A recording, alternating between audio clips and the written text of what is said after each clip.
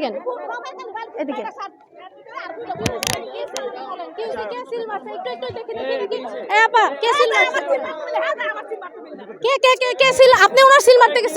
আমাদের কিন্তু এখানে প্রার্থী কয়েকজন আছে, আমি সবার কথা বলছি না, আমি বলছি একজন যে এখানে প্রভাব বিস্তার করছে, সে এবং তার পুত্র প্রভাব বিস্তার করছে। তো তো এখন সব কিছুর শেষে আমরা যখন ওখানে গেলাম, গিয়ে ওখানে আমরা হাতে নাতে 4টা ফলস ভোটারকে পেলাম, ফলস ভোট পেলাম, তখন আমাদের উপরে হামলা করা হলো।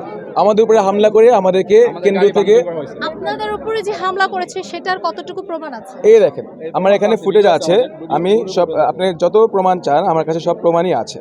তো তারপরে আপু আপনি একটা বলেন, যখন আপনার উপরে কেউ হামলা করবে আপনি কি ফোন দিয়ে ভিডিও করার সময় থাকে? সময় থাকে না।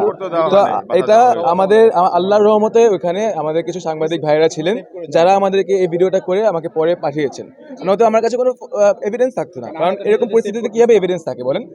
তো আমাদের উপরে হামলা করে আমরা এখানে আমার এক এই যে ভাই, এই আমার এই ভাইয়ের উপরে আমার উপর তো পুরাই হামলা, মানে একদম পারে না বলে দরকে ওকে ধরে ইচ্ছা মতো পিটা, মানে এরকম ধরনের হামলা চলতেছিল।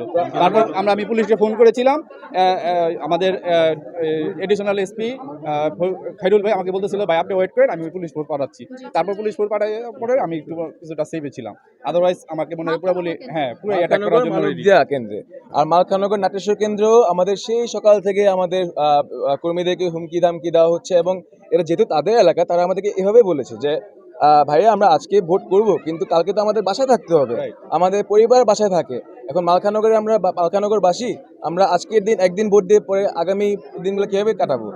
এইভাবে আমাদের ওনাদের এলাকা মালখানগর এবং যে মধ্যপাড়া, এই দুইটা ইউনিয়নে কোনো রকম সুষ্ঠু নির্বাচন আমরা করতে পারিনি, কারণ এই দুইটা ইউনিয়ন তারা পুরোপুরি তাদের দখলে, এবং হয়তোবা সকালবেলা কিছুটা এই যে কেন্দ্রে আমরা এখন দাঁড়িয়ে আছি এই কেন্দ্রেও কিন্তু অভিযোগ উঠেছে, সেম অভিযোগ হতে পারে। এখন যেহেতু এখানে একটা প্রতিদ্বন্দ্বিতা লড়াই, এখানে যেহেতু নির্বাচন হচ্ছে, এবং আসলে নির্বাচনটা তো একজনকে দিয়ে হয় না, এখানে লক্ষ লক্ষ ভোটার, লক্ষ লক্ষ, এখানে হাজার হাজার কর্মী, তো হাজার হাজার কর্মী সবাইকে কিন্তু আমরা সবাই একরকম হতে পারে না।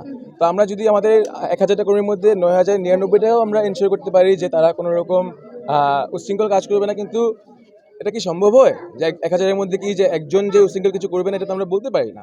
এখানে লক্ষ লক্ষ মানুষের ভোটার, লক্ষ লক্ষ আপনাদের গায়ে কি আঘাত করেছে এমন কোনো চিত্র? জি, এখন আসলে আমরা তাহলে হয়তো আজকে আপু আপনার সঙ্গে এসে আমি কথা বলতে পারতাম না, আপনার হয়তো আমাকে সেই হাসপাতালে এসে খবরে যে আমাকে ইন্টারভিউ নিতে হতো।